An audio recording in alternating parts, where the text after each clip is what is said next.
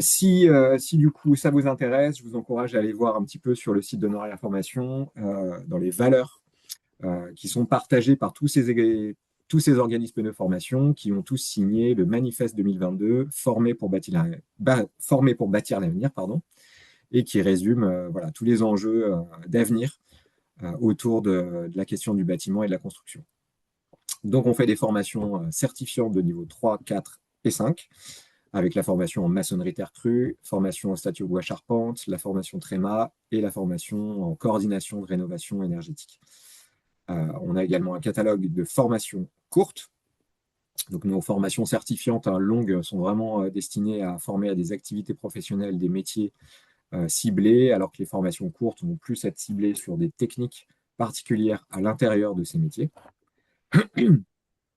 Et sur l'ensemble des formations, sur l'ensemble des cycles que propose Noria, on a une quarantaine d'intervenants professionnels en activité qui interviennent auprès de nos stagiaires pour les former sur les activités qui correspondent vraiment aux pratiques actuelles sur ces thématiques. Et Noria Formation, c'est 11 salariés et beaucoup de bénévoles.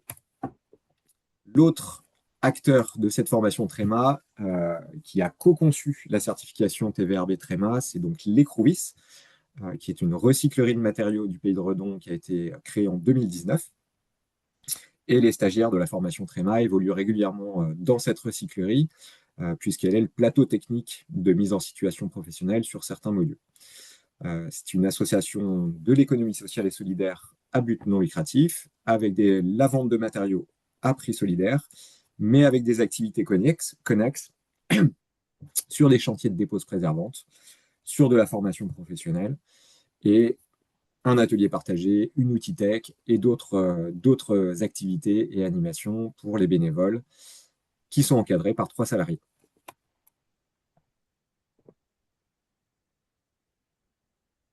Donc en résumé, avant d'aller dans le détail, je ne sais pas pourquoi j'ai une petite trace bleue à gauche, je ne sais pas ce qui s'est passé. Donc la formation Tréma permet d'obtenir une certification de niveau 4 européen qui correspond à un niveau bac pro. Le prérequis pour candidater, c'est d'avoir le niveau en dessous, c'est-à-dire au moins un niveau 3, niveau BEP, CAP, ou bien témoigner d'une expérience professionnelle sur l'activité du réemploi ou une activité en lien. Ça peut être une activité, si vous avez déjà travaillé dans le milieu des déchets, dans le milieu de l'économie circulaire en général, dans le milieu de la maintenance ou de la valorisation des matériaux. Voilà, tous les cas de figure sont examinés. Si vous n'avez pas un niveau 3 à l'entrée en formation, ça s'est déjà présenté et c'est possible de faire cette formation en ayant déjà une expérience professionnelle sur le sujet. La prochaine session aura lieu du 9 octobre au 5 mai 2027. Elle est accessible aux demandeurs, demandeuses d'emploi et aux salariés. Elle forme à plusieurs activités professionnelles. C'est ce qui en fait un caractère assez unique de cette formation, puisqu'on est sur une filière émergente en cours de structuration territoriale. Et à l'heure actuelle, on peut imaginer en tout cas qu'à terme, quand la filière se sera massifiée sur les activités du réemploi, les différentes activités professionnelles que compose cette formation Tréma seront cloisonnées, enfin seront séparées en plusieurs petites formations. Mais à l'heure actuelle, les entreprises et les structures qui embauchent des salariés et des futurs techniciens du réemploi nous témoignent tous du fait qu'il y a un vrai besoin de compétences globales sur l'ensemble des activités du réemploi et une très bonne compréhension des enjeux sur les enjeux écologiques, les enjeux sur ce secteur du bâtiment. J'en reparle un petit peu plus tard. Donc le réemploi de matériaux, je vais beaucoup en parler et je vais beaucoup répéter ce mot lors de cette présentation. On va commencer par le définir. Et c'est une activité, enfin une notion qui s'inscrit dans un concept plus large qui est l'économie circulaire. Alors, pour définir l'économie circulaire, je commence par définir l'économie linéaire, qui est un modèle assez obsolète, qui a tendance à disparaître, mais qui existe encore partiellement en fonction des flux de matière dans le milieu de la construction. mais qui est vraiment le modèle qui vise à extraire les ressources, si on commence à la gauche de ce petit schéma, de les transformer pour en faire un produit industriel, de les distribuer et de les vendre pour construire des bâtiments, donc l'usage du bâtiment. Et en fin de vie de ce bâtiment, on va passer par une phase de démolition ou de rénovation. On se retrouve avec des déchets à gérer. Et sans solution de circularité, on se retrouve à devoir les enfouir. Donc ça, c'est un modèle qui vise à disparaître, mais qui existe encore. L'économie, quand on parle d'économie circulaire, dans les imaginaires collectifs, on pense beaucoup à la filière du recyclage, donc qui prend naissance après le chantier, au moment de l'évacuation des déchets, où on va effectuer un tri et essayer de mettre les déchets dans les bonnes bennes pour respecter les consignes de tri de la réglementation en vigueur. Et si le tri est bien effectué, ces matériaux à valoriser vont être broyés pour être emmenés vers des unités de recyclage.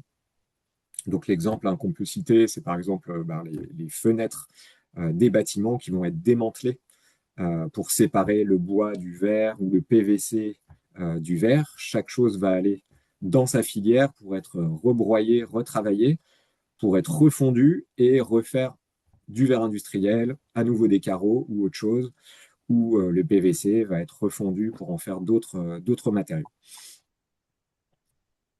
Ce qui nous concerne dans cette formation, la formation Tréma, et dans cette filière qui est en cours de structuration, c'est de créer une boucle d'économie circulaire encore plus locale et encore moins énergivore que la filière du recyclage. C'est-à-dire qu'on va essayer de garder le plus possible les matériaux en état pour maintenir leur durée de vie. La fenêtre dont je vous parlais tout à l'heure, eh bien, plutôt que de la démanteler et de la casser en petits morceaux, on va la préserver si elle a encore un potentiel de réemploi et on peut maintenir sa durée de vie. Et on va essayer de faire le plus possible une boucle la plus locale possible. Donc, si on en a la possibilité, on va essayer de faire du réemploi in situ, donc directement sur le site de rénovation ou de réhabilitation, avec un stockage tampon, mais qui pourra être réintégré sur le projet de rénovation. Si ce n'est pas les choix qui sont faits par la maîtrise d'ouvrage, par le propriétaire du bâtiment, on peut imaginer transférer, capter ces matériaux qui sont encore bons à l'usage pour les transférer vers un autre chantier ou les donner à une structure de distribution ou de vente comme une recyclerie de matériaux, comme les Crovis, ou une plateforme réemploi qui s'adresse plutôt aux professionnels pour pouvoir les réintégrer dans un circuit de remise en œuvre. Donc voilà, il faut bien comprendre que ces activités du réemploi s'inscrivent dans cette notion d'économie circulaire. Les enjeux et les leviers. Alors, c'est un argument et des arguments de sensibilisation qui sont au cœur de l'activité également. La question écologique et la question des impacts environnementaux. C'est pour ça que cette filière existe. On veut éviter le gaspillage, on veut éviter d'utiliser des matériaux neufs qui vont justement avoir des impacts environnementaux assez gros, puisqu'on va les chercher loin. Et le premier enjeu, c'est du coup d'essayer de limiter l'impact d'extraction des ressources qui sont propres aux matériaux neufs. Donc limiter un petit peu cette problématique d'épuisement des ressources qu'on observe à l'heure actuelle. Vous voyez à l'image que c'est des notions qu'on a tendance à oublier parce que c'est un peu loin de chez nous. Mais par exemple, cette représentation des quantités et des volumes incroyables de terre qu'on est obligé d'excaver dans un site d'extraction minière pour pouvoir obtenir ce que vous voyez au centre de l'image, c'est 4,9 millions de tonnes de cuivre qui ont été représentées comme une sphère. Là, c'est un travail photographique, hein, c'est pas la réalité. Mais ça permet de se représenter un petit peu comment ça impacte le paysage. Et puis, il faut imaginer aussi tous ces camions qui tournent, ces énormes engins bennes qui tournent en permanence dans ces sites et qui vont avoir des rejets dans l'atmosphère. Le bilan carbone qui s'accompagne non plus n'est pas fantastique. Le deuxième enjeu, c'est d'essayer de peser, j'en parlais, du coup, sur la consommation énergétique et l'impact carbone, avec un secteur du bâtiment qui est très énergivore. Et en moyenne, un matériau de réemploi permet d'économiser 90% de rejet carbone dans l'atmosphère par rapport au cycle de vie d'un matériau neuf. Alors, c'est à manier avec prudence, hein, c'est une moyenne, mais en général, même si le matériau vient de l'autre côté de la France avec du transport, si on compare ça avec le cycle de vie complet d'un matériau neuf, on est extrêmement gagnant en privilégiant le réemploi. L'autre enjeu, c'est d'essayer de peser un peu, parce que les volumes, là aussi, sont assez énormes, avec ces millions de tonnes qui sont produites chaque année, hein, sur le milieu de la construction, les déchets de construction qui sont 213 millions de tonnes chaque année, qu'on peut réduire quand même si on exclut les travaux publics, parce que la filière emploi ne se consacre pas du tout sur ce type de déchets. Mais déjà 24 millions de tonnes par an du secteur de la construction hors travaux publics, ça fait déjà une masse de déchets assez considérable sur laquelle eh ben, la filière du réemploi peut essayer de capter, au moins en partie, un pourcentage de ces déchets qui peuvent être valorisables et dont on peut prolonger la vie. Autre enjeu, c'est d'essayer d'être proposition de matériaux à bas prix en comparaison avec les matériaux neufs dont on voit une tension sur certaines filières et une augmentation du prix qui est essentiellement liée à l'heure actuelle du coup à l'augmentation des énergies nécessaires pour transformer ces matériaux neufs. Donc avoir recours aux matériaux de réemploi dans une boucle très locale, comme je vous le disais tout à l'heure, c'est aussi se permettre d'économiser un petit peu sur la facture du chantier en privilégiant des matériaux disponibles localement et à bas prix. Autre levier, je ne vous fais pas tout le cours hein, que les stagiaires voient en introduction de la formation. Il y a énormément de dispositifs et de réglementations qui permettent de favoriser le réemploi. La loi AGEC, la REP bâtiment qui s'appelle la responsabilité élargie des producteurs, notamment sur les produits et matériaux de construction du bâtiment, qui a un fort impact sur cette filière du réemploi.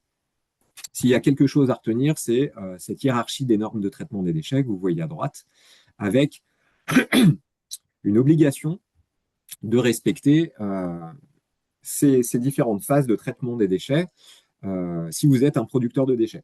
Donc, tout acteur du chantier qui produit des déchets sur un chantier va être en obligation d'essayer de faire de la prévention en premier lieu, essayer de réduire un maximum sa production de déchets.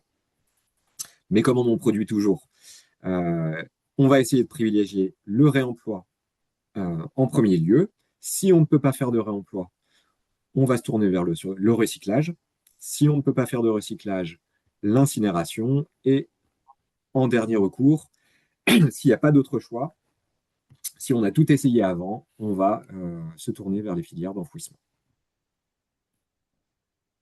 Donc pour résumer, grâce au réemploi, on peut relocaliser les ressources nécessaires à la construction, lutter contre le gaspillage en détournant des matériaux de la filière déchets, consolider les filières en développement sur les territoires, et enfin, remettre en œuvre ces matériaux dans un nouveau cycle de vie. Et tous ces enjeux et autour de ces activités et de la montée en compétences des personnes pour essayer d'obtenir ces résultats. Donc, dans la formation Tréma, comme je vous le disais tout à l'heure, on a une formation assez spécifique dans le sens où on ne forme pas à un seul métier. On forme à différentes activités professionnelles. Et elle est articulée, comme vous le voyez à l'écran, en fait, sur un petit chemin des matériaux qui part des gisements. Donc, les gisements de matériaux de réemploi, on les trouve essentiellement dans les projets de bâtiments en rénovation ou réhabilitation ou démolition. Et donc là, il va falloir initier un projet réemploi. Donc, la première étape, c'est d'identifier et sourcer les matériaux avec une activité professionnelle qui s'appelle le diagnostic ressources. Je vous en parle tout à l'heure. Si on identifie des matériaux qui peuvent être réemployables, eh ben, ça va pouvoir déclencher une phase de dépose préservante, c'est-à-dire démonter proprement les matériaux, les préserver, plutôt que de passer par un démolisseur conventionnel. On va sélectionner les matériaux à réemployer, les conditionner proprement. On a vraiment une logistique particulière sur les matériaux de réemploi. On arrive ensuite sur les activités purement logistiques liées au transport de ces matériaux, au stockage, avec vraiment des méthodologies et des considérations propres. Excusez-moi, je vais devoir m'interrompre une petite seconde. J'ai vraiment besoin de boire un petit verre d'eau. Je reviens.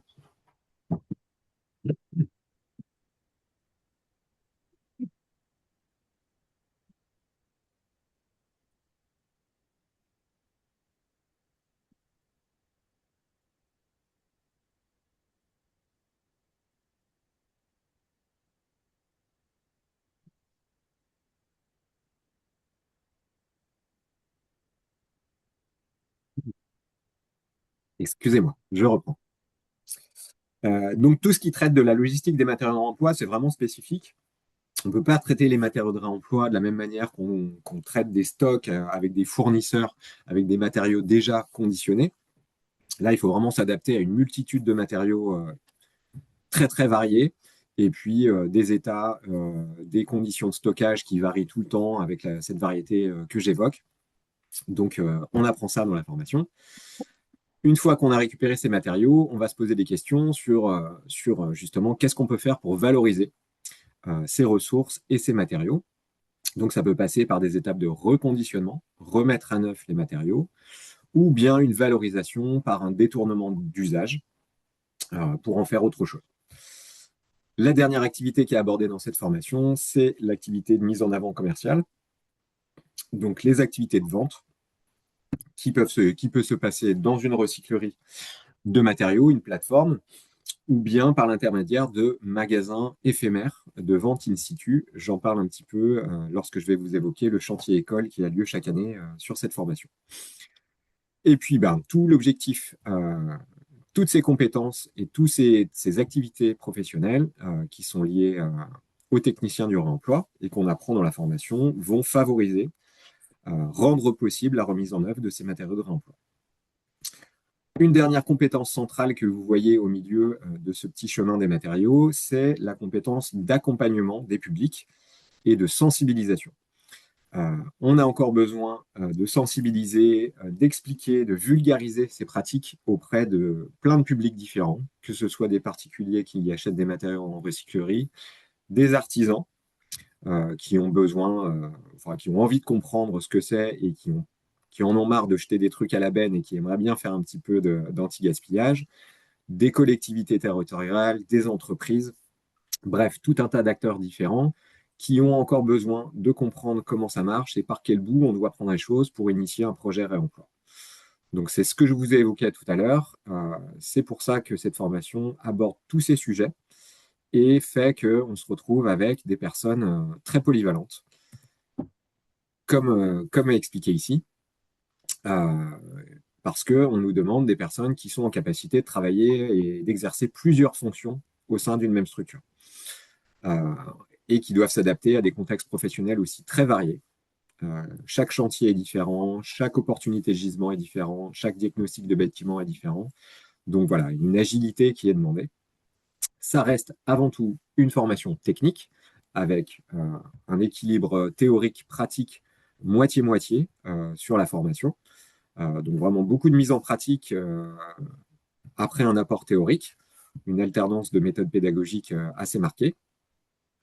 Et puis, en dernier lieu, le côté facilitateur, avec, comme je le disais, une très bonne compréhension de l'écosystème réemploi qui sert à sensibiliser et accompagner les nouveaux acteurs.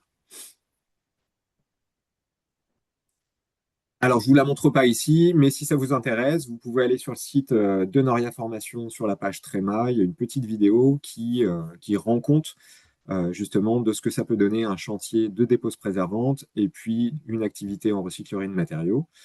Elle est visible sur notre site. Pour faire le détail, la formation est découpée en blocs de compétences.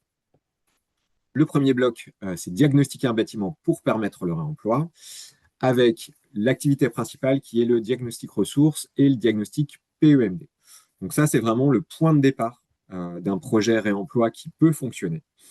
On observe régulièrement que si on ne passe pas par cette phase de diagnostic en faisant appel à une personne compétente, un acteur existants de la filière du réemploi, eh ben, on a tendance à vouloir faire les choses trop vite et tout n'est pas bien fléché pour que les choses se passent bien derrière. Donc ce diagnostic ressources, excusez-moi,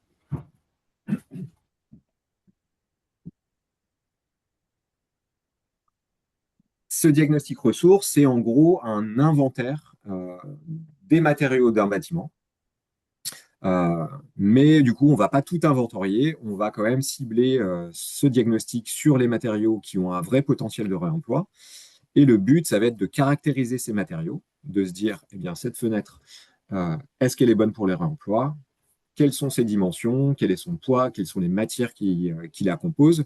On va vraiment faire de la facilitation technique pour qu'ensuite les phases de dépose préservante puissent bien se passer. Et puis le deuxième volet de ce diagnostic ressources, c'est d'ouvrir les possibles pour le propriétaire du bâtiment, la maîtrise d'ouvrage, et de faire des scénarios, des analyses pour évaluer le potentiel de réemploi, le potentiel de réutilisation, et puis dire, eh ben, cette fenêtre, elle pourrait être reconditionnée dans un atelier, elle pourrait revenir sur votre chantier in situ parce qu'elle a encore une belle durée de vie et elle correspond aux normes, aux standards actuels. Elle pourrait partir dans une recyclerie si vous avez envie de soutenir une activité locale de l'économie sociale et solidaire, par exemple. Enfin bref, il y a vraiment plusieurs volets à cet outil de diagnostic, mais ça demande une vraie compétence sur les matériaux qu'on apprend dans la formation et qui permet d'aiguiller et d'ouvrir les possibles d'un projet. La deuxième activité, c'est principalement un bloc qui se passe dans le chantier école chaque année, donc avec une activité de dépose préservante. Donc les stagiaires vont vraiment vont dans un bâtiment et pratiquent après une phase théorique de préparation de chantier un chantier de dépose en expérimentant les méthodologies, les outils spécifiques pour apprendre comment faire un chantier dans de bonnes conditions et apprendre à réaliser un chantier, mais aussi encadrer une équipe de techniciens ou d'opérateurs plutôt de dépose via l'organisation du chantier, la répartition des tâches, ce genre de choses. Le troisième bloc, c'est donc la réception, le stock et la valorisation des ressources, avec un temps fort du coup dans ce bloc qui se passe à l'écrouisse avec un module qui s'appelle trier, stocker, ranger, dont on confie aux stagiaires de la formation Tréma des rayons de la recyclerie avec vraiment une mission de réorganisation, de mise en valeur des matériaux, de mise en avant commerciale, de signalétique, faire un petit showroom, des choses comme ça, et puis travailler sur la valorisation de ces ressources via le reconditionnement de matériaux notamment.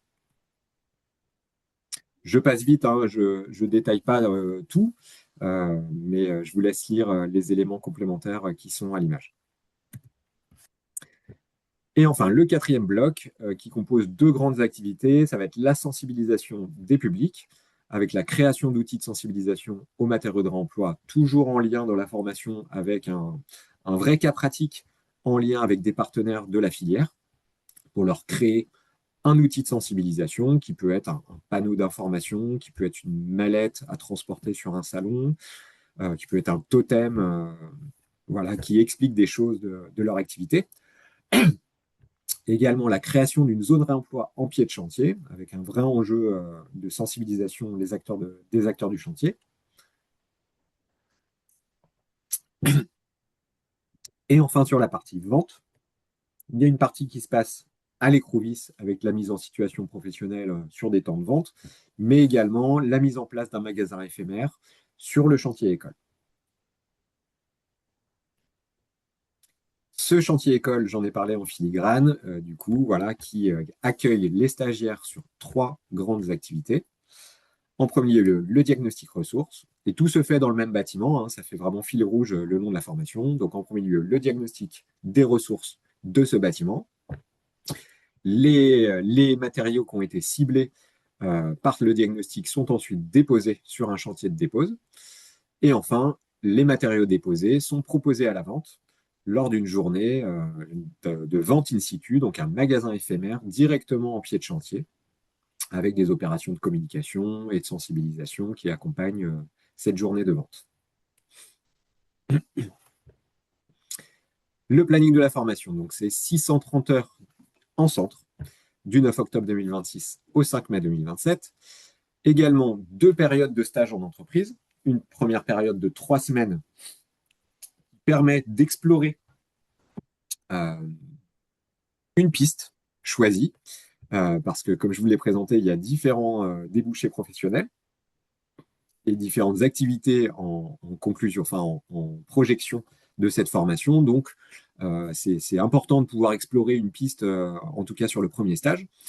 Le deuxième stage, on veille à ce qu'il soit quand même en accord avec le projet professionnel défini à ce stade de la formation pour pouvoir vraiment s'exercer en situation caractéristique. Ça doit être décidé à ce stade de la formation pour pouvoir se projeter sur l'activité qui sera faite après la formation et puis aussi débloquer des opportunités d'embauche lors de ces stages. Une période de congé pendant les vacances scolaires de Noël. Le rythme de la formation, donc c'est une alternance de semaines de 4 et 5 jours. C'est-à-dire qu'il y a un vendredi sur deux qui est en congé. Et enfin, les horaires quotidiens, c'est donc 7 heures par jour, de 9 heures à 12h30 et de 13h30 à 17 heures. Tout au long de la formation également, des journées BAT, donc des blocs d'apprentissage transversaux, qui servent à pas mal de choses différentes et que j'encadre en tant que coordinateur. Ça me permet de faire le suivi global des stagiaires pour savoir justement s'il y a besoin de retour ou d'approfondissement sur certaines notions ou d'aller plus loin sur certains sujets. Ça me permet de faire de l'individualisation pédagogique s'il y a besoin, ou même des travaux de recherche parallèles pour certains. Les travaux, le temps de travail sur le dossier pro, les recherches d'emploi, les recherches de stage. Et ce sont des journées, pas sur toutes, mais certaines qui ont la possibilité de passer en formation à distance si le projet sur la journée est pertinent. Également de l'accompagnement vers l'emploi avec donc le suivi du projet professionnel, des entretiens individuels tout au long de la formation, la rencontre du réseau de professionnels par l'intermédiaire de visites à Nantes, à Vannes, à Rennes et même des visios pour aller discuter de structures plus éloignées. Et enfin, la découverte de l'écosystème de l'économie sociale et solidaire. Nos formateurs et nos formatrices sont essentiellement des formateurs de Noria et de l'Ecrovis, mais également quand même une quinzaine, on a une vingtaine d'intervenants différents sur la formation. Donc on a quand même pas mal d'intervenants en activité sur les activités du réemploi qui interviennent auprès des stagiaires. Voilà, pour rendre compte de leur activité, de leur réalité professionnelle aussi au quotidien. C'est toujours des échanges très riches et qui permettent aussi d'embrayer vers des possibilités de stage, vers des possibilités de recrutement quand elles se présentent directement auprès d'eux. Connaître les projets en cours, la dynamique de la filière, c'est toujours très intéressant. Les locaux, donc on a une salle de formation dans le bâtiment qu'on appelle le Château du Mail, qui comprend un espace de pause et de restauration avec tout le nécessaire pour réchauffer sa petite gamelle, la bouilloire, la cafetière, tout ça. L'Ecrouvis comme plateforme technique réemploi et plateforme technique sur les matériaux biosourcés et géosourcés, qui est la plateforme de Noria Formation. On garde, on a 2 jours de formation sur la terre crue, parce que ça fait partie de l'ADN de Noria Formation de former plein de gens à ce merveilleux matériau qu'est la terre crue, et aussi parce qu'il y a un vrai enjeu de valorisation de ressources autour de la terre. Donc toute cette formation et tous ces blocs et toutes ces activités permettent d'obtenir une certification professionnelle qui est inscrite à France Compétences. C'est donc une certification professionnelle de niveau 4 européen. J'en profite pour vous dire que la certification est d'un niveau 4 et l'évaluation de cette formation correspond à un niveau 4. Mais on a régulièrement dans la formation des personnes qui ont des niveaux de qualification équivalents ou supérieurs. Et ce n'est pas du tout un obstacle. Vu qu'on est les seuls à faire cette formation sur les activités du réemploi, On trouverait vraiment dommage que des personnes plus qualifiées ne puissent pas faire cette formation. Et donc, les contenus de la formation sont régulièrement un peu au-delà du niveau 4 lors des contenus, lors des modules. Alors moi, je veille quand même à ce que personne ne soit oublié dans l'histoire et que tout le monde puisse suivre la formation. Mais on essaye quand même de s'adapter et d'adapter les contenus à des personnes qui auraient des projets et des aspirations professionnelles au-delà du niveau du technicien. Pour obtenir cette certification, il faut passer une évaluation, donc rédiger un dossier de synthèse des pratiques professionnelles tout au long de la formation, soutenir ce dossier devant un jury de professionnels et la troisième modalité d'évaluation, c'est une épreuve sur table, une étude de cas de 3 heures. Et donc c'est sur l'ensemble de ces modalités d'évaluation que le jury permet d'évaluer si les compétences attendues ont été acquises. Les débouchés professionnels. Alors, un petit historique déjà de la formation pour faire état de la filière. La formation, du coup, existe depuis 2018. Elle a été reconnue comme métier émergent en 2019 et on a obtenu la certification en 2020 pour la première fois. Il y a eu une phase ensuite de développement de la formation avec un déploiement de la certification auprès d'autres organismes de formation, notamment en Île-de-France, à Marseille, en Isère également. Formations qui ne sont plus présentes sur ces territoires depuis. Voilà, je ne rentre pas dans les détails, mais en tout cas, nous, on est rendu à la 8e session de formation à Redon. Et on a la confiance de la région, on a la confiance de France Compétences, puisqu'on a eu un renouvellement de certification en 2023 pour 5 ans. La filière évolue rapidement depuis le début de cette création et depuis qu'on recense les acteurs avec ces petits outils-là qui est présent sur le site matériauxréemploi.com.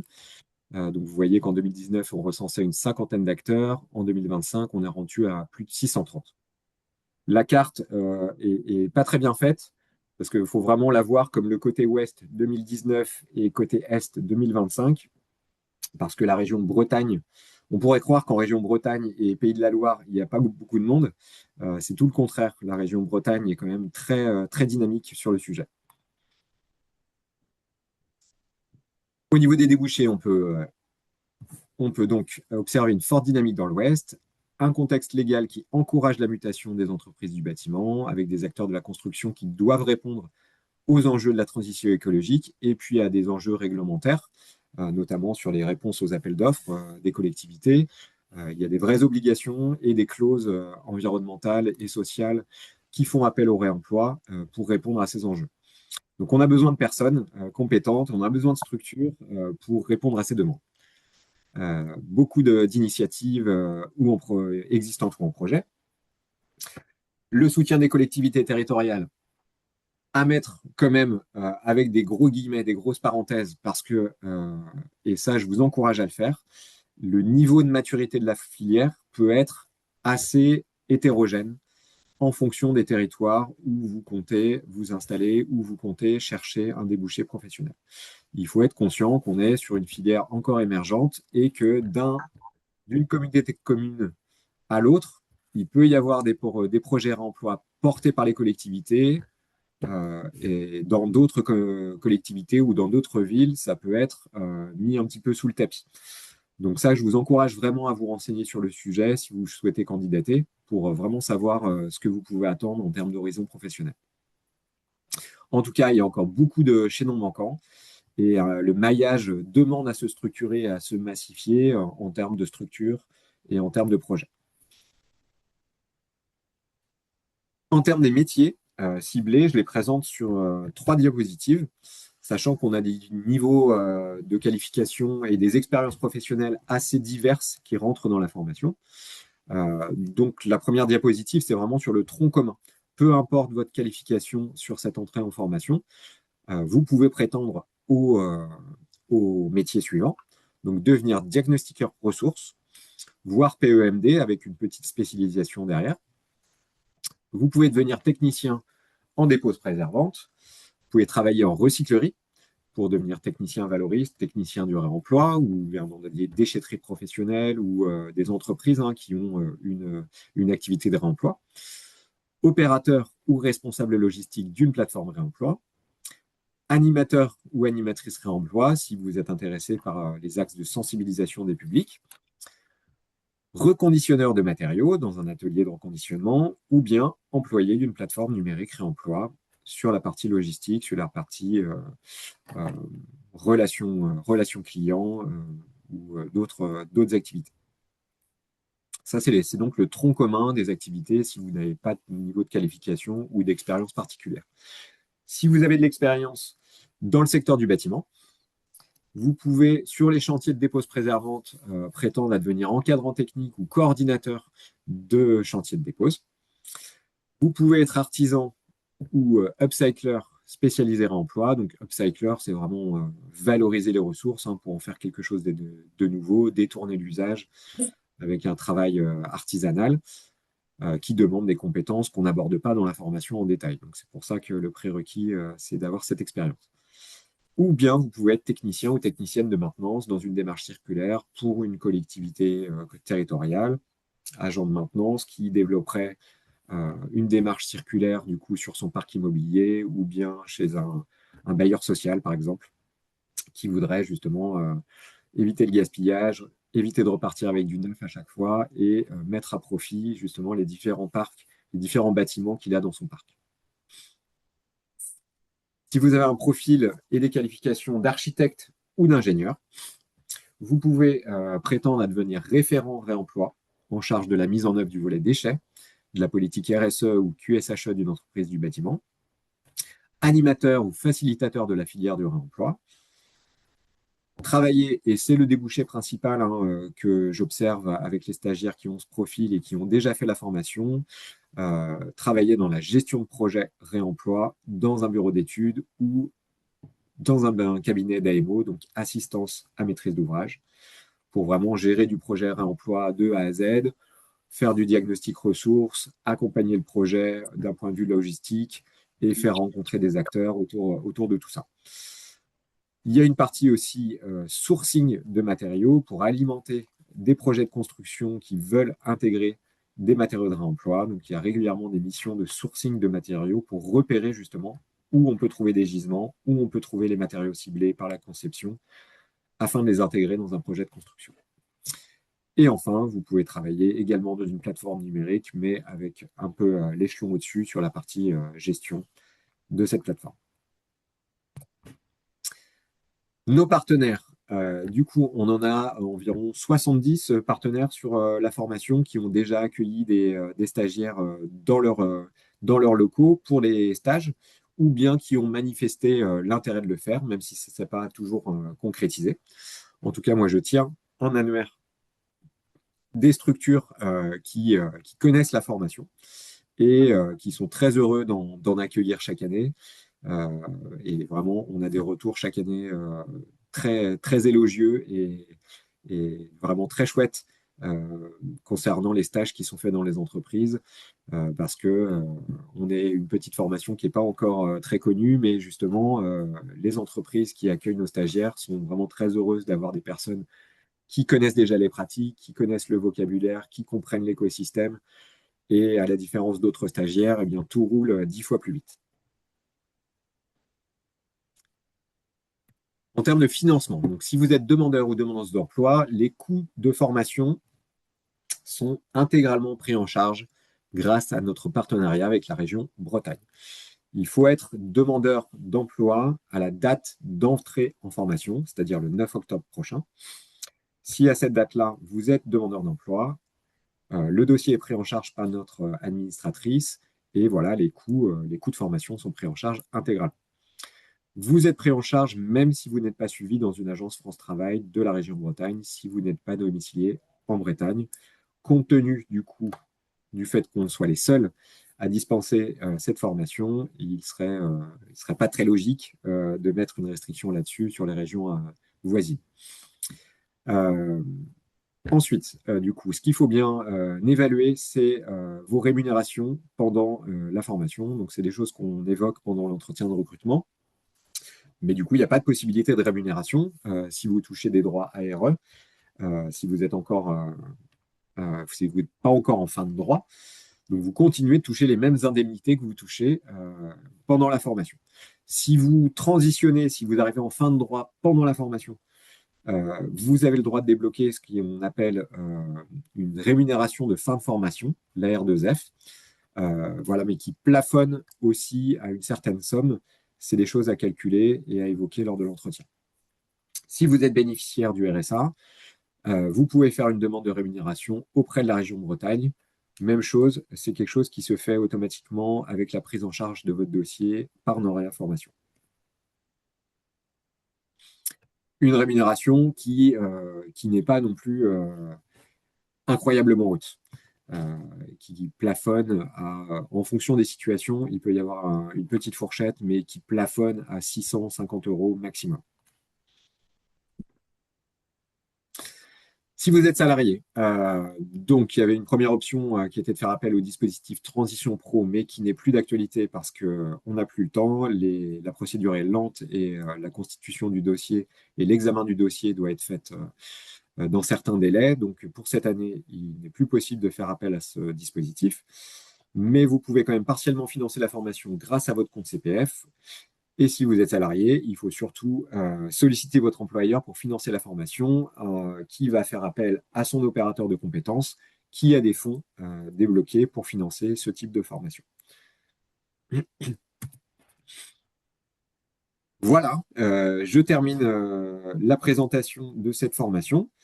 Je termine juste du coup sur un petit volet sur comment candidater, et puis après on pourra passer à une séance de questions-réponses si vous avez des questions.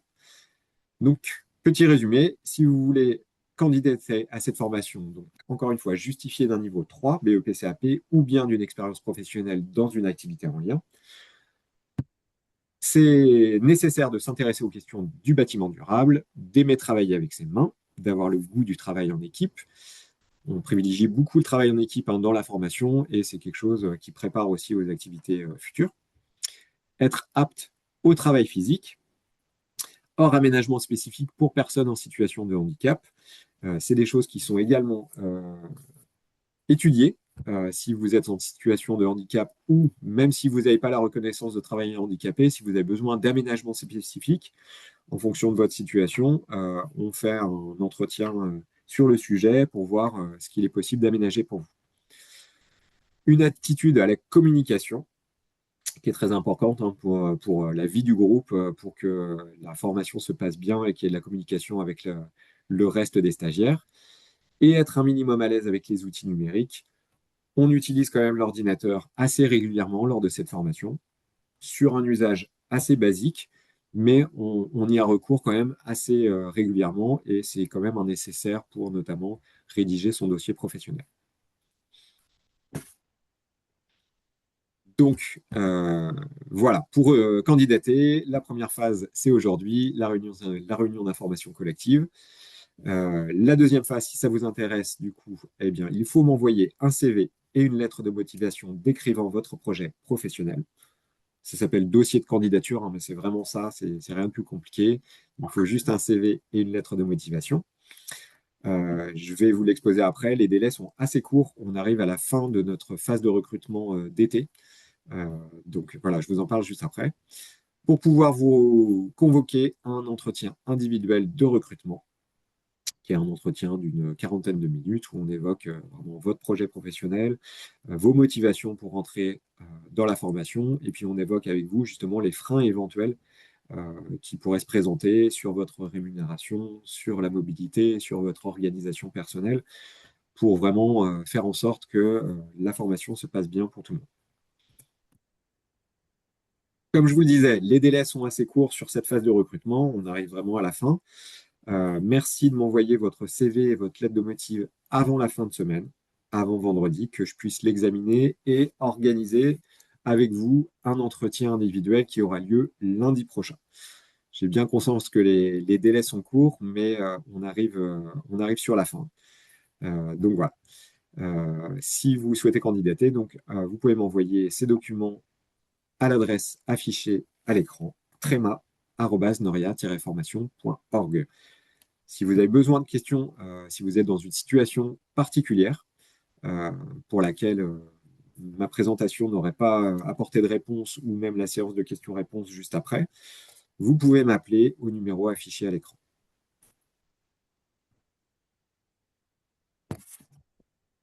Je vous laisse la parole si vous avez des questions. Je vous écoute.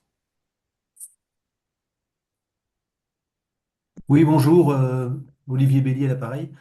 Vous Oui, m'entendez? je vous entends. Oui. Voilà, je voyais ce que vous avez présenté. Je me demandais, donc moi j'ai un peu plus de 60 ans, donc je me demandais si il y a un intérêt à quand même présenter une candidature. Sachant que en théorie, je devais travailler jusqu'à 63 ans et 3 mois pour la retraite. Donc voilà, par rapport à la formation, est-ce que c'est déjà rédhibitoire ou est-ce que non, il y a quand même des possibilités. Et puis là, par rapport à la lettre de motivation, bah, moi j'ai vu l'information par France Travail il y a peu de temps, donc je me suis inscrit parce que ça me paraissait intéressant. Mais bah, aujourd'hui, j'ai pas vraiment une lettre de motivation avec un objectif fixé, quoi. C'était plutôt une prise en compte et puis bah, savoir ce que ça pouvait donner, quoi. Voilà. OK. Comme le délai est Euh, court, bon. Ce que je peux vous dire, c'est qu'en tout cas, l'âge n'est pas du tout un critère pénalisant. Au contraire, il est pris en considération comme le fait que vous faites partie des publics prioritaires définis par la région Bretagne. Il y a des priorités sur certains publics qui sont mis, sur les personnes en situation de handicap, sur les personnes durablement éloignées de l'emploi et sur les personnes de plus de 50 ans. Donc, il ne faut vraiment pas hésiter à candidater. Toutes les candidatures sont examinées et on en parle en détail lors de l'entretien de recrutement. Évidemment, il faut quand même arriver en candidat sur cette formation avec quand même un projet de formation. Nous évoquer vos motivations et pourquoi vous pensez que cette formation vous sera utile dans votre parcours professionnel. C'est un nécessaire d'examen quand même pour aller vers euh, une candidature pertinente. D'accord. Ouais, donc il faut, il faut se pencher dessus rapidement, quoi. Euh, Il faut quand même se pencher un petit peu sur la ouais. question. Bah, c'est vrai que moi, enfin, c'est un sujet qui m'intéresse, donc c'est aussi pour ça que C'est déjà un très bon je point de m'étais départ. inscrit.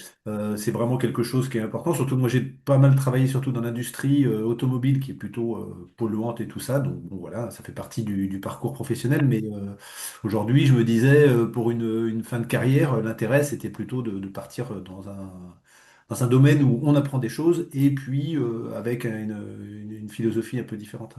Oui, Donc, mais bien sûr, bien sûr. ok, bah, je vais regarder ça rapidement. Par contre, j'ai pas fait bien attention. Peut-être que c'était au début, je me suis connecté avec 1 ou 2 minutes de retard. La formation se passe où principalement? J'ai oublié de le dire, hein, j'en suis bien désolé. Ça se passe à Redon, à D'accord, mais il me Saint-Nicolas-de-Redon, semblait, ouais, pour j'ai être vu dans la précis. présentation, ouais. Ouais, j'ai oublié de le dire, excusez-moi. Donc c'est une formation qui se passe à Redon et qui est en présentiel, hein, vraiment. Il y a D'accord. quelques modules qui permettent de faire certaines journées à distance avec des outils ou en travail en autonomie avec des outils de visio comme on le fait actuellement. Mais vraiment, on est à 98% en présentiel. Et voilà, sauf les périodes de stage où du coup, là, vous pouvez être plus proche de votre lieu de domicile si ça vous le permet. D'accord. Au niveau du centre de formation, c'est aussi, enfin, il y a des possibilités de logement ou pas? Alors, on n'offre pas de possibilité de logement, mais du coup, on partage quelques adresses du coup qu'on a sous le coude, avec des chambres chez l'habitant pour les personnes qui auraient besoin de se déplacer et de loger temporairement sur Redon pendant la durée de la formation. D'accord. Et tout ce qui, par rapport à la prise en charge par la région, le logement n'en fait pas partie, c'est la formation uniquement, Non, hein, bien sûr. ouais, Ouais, ouais, pas du d'accord. tout. Ok. Ouais. Non, Ouais. non, en termes de prise en charge du logement, là, c'est vraiment du côté de la CAF. Et là, c'est vraiment, ça va dépendre si c'est votre logement principal ou secondaire sur la durée de formation. Mais Hum. si c'est un logement secondaire, effectivement, il n'y a pas beaucoup de possibilités de soutien financier. Et donc, sur le présentiel, c'était des. Enfin, je me souviens plus, j'ai pas noté exactement la période de présentiel, mais c'est du continu sur plusieurs semaines ou c'est fragmenté? Ah non, c'est vraiment en continu, hein. D'accord. Donc je sais C'est plus, c'est en continu, sauf la période de Noël, du coup, ouais, 15 jours de vacances, et puis les périodes de stage, où là, du coup, bah, ça va dépendre de où vous trouvez un stage. Mais ouais. c'est en continu aussi, hein. On est sur des horaires en moyenne de 31 heures par semaine, donc des semaines de 35 heures et des semaines de 28 heures. D'accord. Ok. Donc ça demande d'être présent quand même sur place, ouais. Ok. Et là, donc, ce que vous nous avez présenté, vous disiez, on peut retrouver le lien et la présentation sur Tréma, en fait? Eh ben, je suis en train d'enregistrer la présentation. Ouais. Je la mettrai à disposition sur le site de Tréma, ouais. Ok. Très bien. Sur la Bon. page Tréma de notre site Noria Formation. Ok, très bien. Bon, ben, je vous remercie. Voilà. De rien. Est-ce que d'autres personnes ont des questions? Oui, j'ai une Madame Rivier, question Valérie, de je monsieur. vous ai eu au téléphone ce matin. Allô? J'écoute Allez-y, vas-y. Valérie. Oui, Valérie, je je vous vous ai eu au écoute. téléphone ce matin. Rebonjour. Rebonjour. Je voulais savoir si pendant la formation, il y avait beaucoup de choses physiques ou de la poussière. Alors, du Ou coup, tout. comme je le disais tout à l'heure, on est sur une alternance d'apport théorique et de mise en pratique en situation professionnelle. Donc, sur les parties théoriques, on est assez à l'abri, hein. On est sur du 50-50 en termes de contenu à peu près. Sur les parties mise en pratique, effectivement, il y a du travail qui peut être physique. Je pense notamment au chantier de dépose. Là, alors qui a une durée, le bloc consacré à la dépose préservante, c'est 77 heures sur l'ensemble de la formation. Avec vraiment la préparation de chantier, on a 5 jours complets présents sur le chantier de dépose. Là, je ne peux pas vous cacher qu'on est sur une activité physique. Là, on ne peut pas passer à côté. Mais ce que je vous disais ce matin, c'est que on a on peut vraiment faire des aménagements s'il y a des conditions qui ne permettent pas l'effort physique. Ça, c'est déjà vu. Évidemment, on respecte toutes les capacités des personnes. Euh, Ça veut dire que du coup, en termes d'aspiration professionnelle aussi, c'est pas des activités sur lesquelles vous allez vous projeter.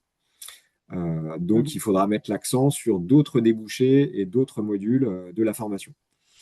Euh, sur les activités physiques, hein, il y a cette activité sur la dépose préservante.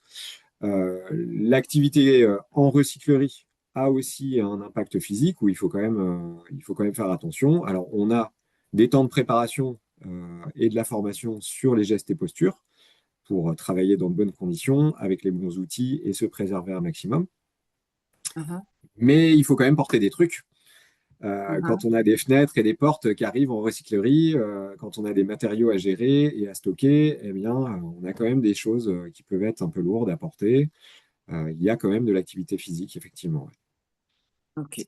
Bon, bah, écoutez, je pense que moi, je vais devoir arrêter là parce que ma santé ne va pas pouvoir me le permettre, Hmm. ni niveau respiratoire et endurance. Je pense que le mieux, c'est de pas postuler puisque je suis en Alors, invalidité. En plus, j'ai un ouais, doute sur ma pension d'invalidité. Je suis censée avoir le droit de travailler 17 heures. Et là, si je m'engage pour un poste de 35 heures, je risque d'avoir des ennuis avec ça aussi. hmm. Je pense que je vais arrêter là. Ça marche, madame, hein. Moi, je vous laisse réfléchir. Je vous laisse quand même une porte ouverte hein, sur une candidature Oui, j'ai fait part et ce de la matin. discussion lors d'un entretien, parce que comme je vous le disais, il y a aussi des horizons professionnels sur cette formation, sur des activités qui ne sont pas du tout physiques. Dans la Ok. formation, on a des temps sur lesquels on ne peut pas, enfin, où vraiment on est consacré à certaines activités professionnelles avec du physique, mais en termes de débouchés professionnels, il y a des choses qui ne réclament pas forcément d'avoir une activité physique au quotidien, D'accord. comme la sensibilisation, l'accompagnement des acteurs, comme l'accompagnement de projets. Je ne connais pas vos niveaux de qualification, mais je les évoque ici. Voilà. Je vous laisse réfléchir à la question. Je vais me renseigner auprès de la CPAM et je reviens vers vous. Très bien. Merci beaucoup. De rien. Ok, je vais poser ma question du coup. Oui, je vous Bon, écoute. bonsoir. Euh, le délai des choses, c'est un peu compliqué pour moi. Je suis aux Pays-Bas en ce moment. D'accord. Je suis en vacances. J'ai pas mon CV avec moi. Je peux pas vous l'envoyer comme ça Ok. parce que je rentre que le 30. Est-ce que je peux me permettre de vous appeler demain ou un autre rendez-vous pour en discuter ou comment? Ok. Parce que Ouais. cette formation est pile dans ma rue, on va dire. Ok. Très bien. J'ai, j'ai- je suis dessinateur en architecture. Oui. J'ai travaillé dans la menuiserie, j'ai fait de la charpente, j'ai fait plein de choses. J'ai fait de la vente chez Ikea. C'est pile ce qui Alors, terminerait ma, ma carrière, en fait. ouais, ça Je marche. suis Ouais, aussi ce serait dans la dommage soixantaine. ce serait Voilà, dommage qu'un souci de calendrier vienne mettre à mal votre enthousiasme. oui, Effectivement, ouais. Appelez-moi demain et puis on en discute, on voit ce qu'on peut faire, si on peut aménager votre situation, parce que ça peut s'examiner aussi d'accord. par téléphone pour déterminer si tous les prérequis sont là pour un entretien de recrutement. Un entretien de Oui, recrutement d'accord. qui peuvent se faire à distance également, en visio. Ok, ah, très bien, très bien. Ok, vers quelle heure Alors, je peux vous excusez-moi, appeler une petite demain? seconde. Je regarde mon planning. Et ben, vous pouvez m'appeler demain matin à partir de 9 heures quand vous voulez. Ok, très bien. 9 heures là. Impeccable. Merci. Merci à vous.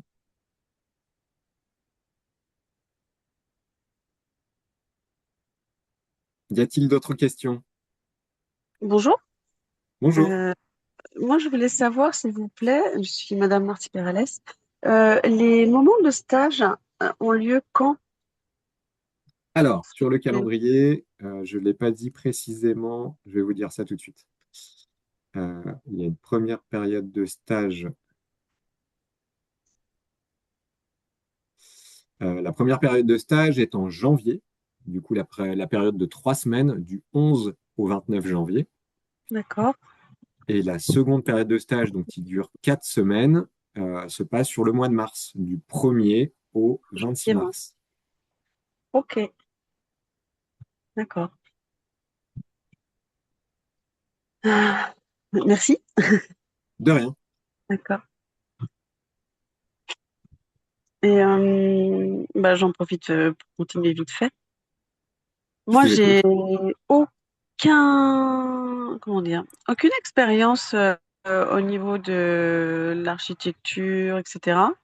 Mes seules expériences au niveau physique, c'est que j'ai été 13 ans maraîchère bio, un chef Oui, d'exploitation et d'accord. maraîchère.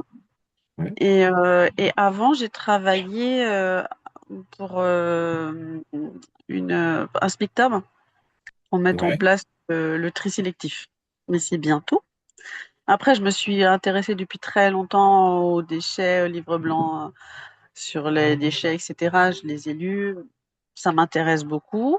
mhm, J'hésitais à faire une école que je crois qu'il y a aussi à Redon, pour faire de la terre crue, ouais. pour être maçon terre crue. Ouais, tout à fait. Bah, qui est faite par Oh, Noria aussi, hein. Ouais. oui, c'est ça, c'est ce que j'ai cru comprendre. Mais moi, j'habite à côté de Fougères, donc il y avait une autre école, mais les dates étaient trop courtes pour moi aussi, Ok. parce qu'il fallait postuler en juin. Et je voulais savoir si ça pouvait être pertinent ou pas du tout, en étant Alors, du aussi. coup, compte tenu de votre parcours professionnel, c'est ça votre Ouais, question? c'est ça. Après, moi, j'ai un Eh, bac +2, mais Ouais, dans bah, tout autre en métier de bibliothèque et de la documentation. Je sais ouais. faire des Alors, recherches. vous n'avez pas un profil si atypique que ça, hein, madame. Ça nous arrive très régulièrement d'avoir des personnes qui sont en reconversion, bifurcation professionnelle assez marquée Ok, vers les milieux de l'éco-construction ou vers cette formation Tréma. On a eu un ancien ingénieur qui travaillait dans le nucléaire. Moi-même, du coup, avant de faire la formation, j'étais dans la communication, j'étais infographiste. ok, On a régulièrement des personnes qui n'étaient pas du tout acculturées au monde du bâtiment, mais qui avaient vraiment un intérêt à se former à ce sujet. Donc voilà, c'est ça aussi qui va déterminer la pertinence de votre projet de formation, plus que votre expérience et votre parcours professionnel. C'est votre motivation à aller au bout et, et à vous impliquer dans le sujet. Ok. Et ma dernière question, c'est que moi, je suis au RSA et j'ai pas bien entendu l'aide apportée par la région. C'était en cas de RSA, c'est 150 euros Ouais, c'est ou ça. C'est une rémunération de formation qui est débloquée automatiquement en cas mais de c'est pas situation du en RSA. plus du RSA. C'est pas en plus du RSA.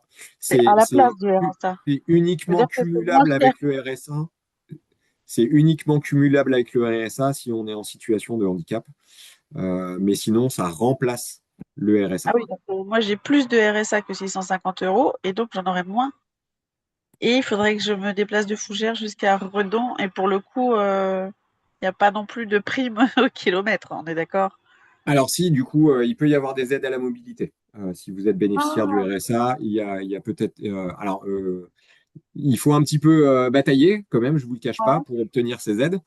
Mais ok. j'ai des stagiaires qui l'obtiennent en trouvant le bon Auprès de la interlocuteur, on y arrive. région ou auprès de qui? Auprès des délégués formation de la région Bretagne, ouais. Ok, Mais ça, d'accord. je pourrais vous donner des contacts. Ouais, ça m'intéresse beaucoup. Ouais. Et pour revenir à ce que vous avez dit, si vous avez un RSA qui est supérieur, évidemment, à la rémunération de la région, vous allez garder votre rémunération Ah, actuelle. ok. D'accord. C'est au cas Oh, où elle est inférieure. d'accord. Ok, bah j'ai plus de questions. Merci beaucoup. De rien.